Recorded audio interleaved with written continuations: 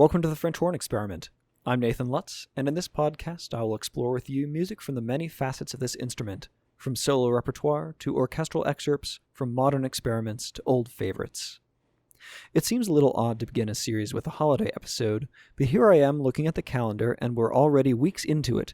Much anticipated, often dreaded, it's the holiday music season, and with Christmas just behind us, it is only fitting to embark with a selection of holiday music.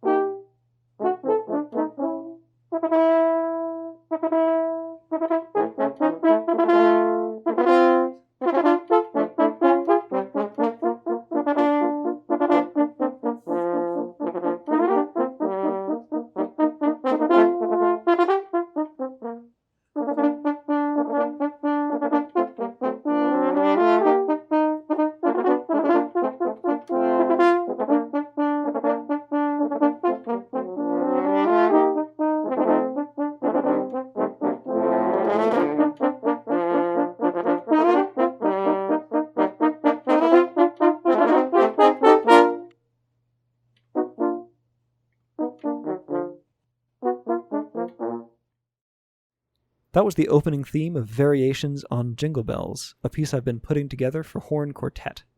Currently, the piece sports two variations, which I'll be getting to further on, but first I'd like to introduce myself properly and talk about what I'm hoping to accomplish in this series.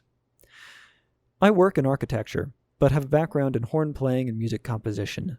I play with several local community ensembles from chamber groups to orchestras, and I'm always looking for more places to play. The fact is, however, our classical music community, despite being all about performance, has a lot of difficulty attracting anyone who isn't part of the cult of instrumental music, except, funnily, around Christmas and the 4th of July, so maybe it's really perfect to start right now. In any case, it is my belief that people are drawn to things that they can take part in and which reflect the world they live in. So maybe if I talk about the human experience of playing and writing this music, it might start to mean a little more. So before I continue with my looped recording of Variations on Jingle Bells, I'd like to play an experiment, in this case a fantasy on the tune O Come, Emmanuel, which I have written to demonstrate some of the typical sound and range of the instrument. I will not be editing it to perfection, but rather playing a single run-through to give a sense of where my own strengths and weaknesses as a horn player are. I hope you enjoy Fantasy on O Come, Emmanuel.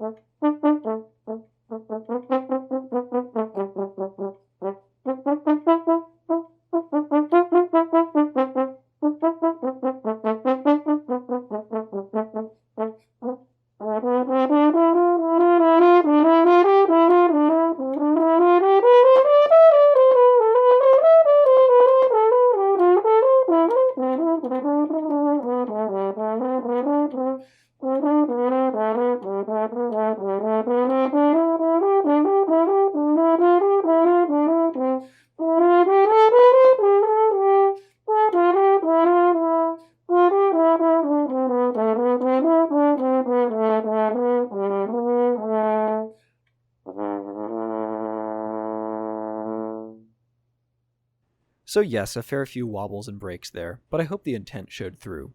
As demonstrated, the horn has a wide and varied range. The lowest note played here was a concert E2, and the highest note was a concert E5, 3 octaves above. Each octave has a unique character. The low octave has a dark, soft quality, the upper octave a clear, brilliant tone, and the middle octave a broad, comfortable character. This is more or less standard for about 99% of what a horn player will encounter, but a professional horn player, which, to be clear, I am not, might have a confident range of several steps above the top end and nearly a whole octave lower, and be able to move between these octaves quickly and cleanly. It's one aspect of my playing which I am working to improve, and hopefully over the course of this series you'll hear some improvement. But this is all technical stuff. Let's get back to the music. The 2 variations left from my Jingle Bells quartet are homages to great compositions which happen to contain bits of the Jingle Bells melody. This next variation takes its style from Giuseppe Verdi's Overture to La Forza del Destino, an alternatively bombastic and delicate piece with a horn part which is okay but nothing to write home about. One of its contrasting sections happens to have a clarinet solo which follows the Jingle Bells melody, unintentionally I'm sure, but it's enough to merit a variation.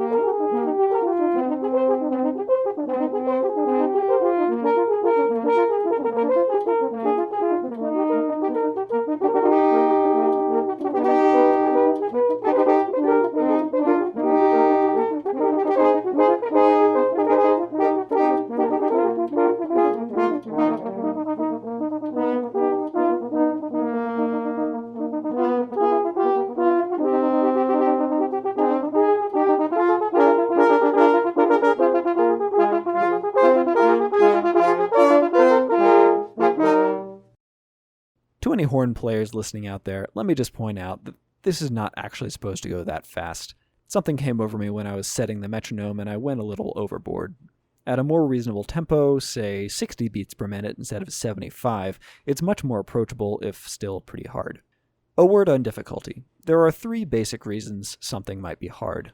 The first is that it's written in a range you aren't comfortable with. No matter how fast, slow, or otherwise that thing is, if you aren't solid in its range, it'll be hard to make a good tone or attack with accuracy. The second is that it requires great agility and flexibility. If you're spending all your effort just getting from note to note or playing with rhythmic accuracy, expressivity is not going to work too well.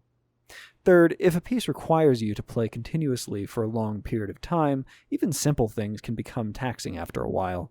If you're writing music for horn, know that most players are used to encountering a challenge from one or sometimes two of these elements together, but all three at once makes for a real challenge. Sometimes, though, the part is so rewarding to play that the challenge seems irrelevant, and this is the case with the music of Gustav Mahler. His symphonies have some of the hardest, most grueling horn parts, but I always jump at the opportunity to play any of them. Fortunately, it so happens that a few notes of the Jingle Bells theme are important motivic components of the climactic bars of Mahler's Eighth Symphony, and so we set the stage for the second variation.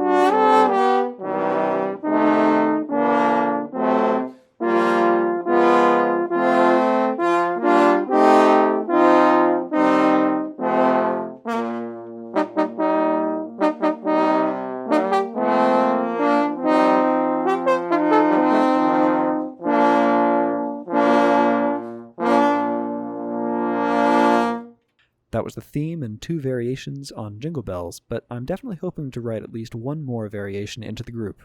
Do you have any ideas? Let me know. This has been the first episode of the French Horn Experiment. If you've enjoyed what you've heard, please leave a like and comment if there's something you'd like to hear me explore. Thanks for listening, and stay curious.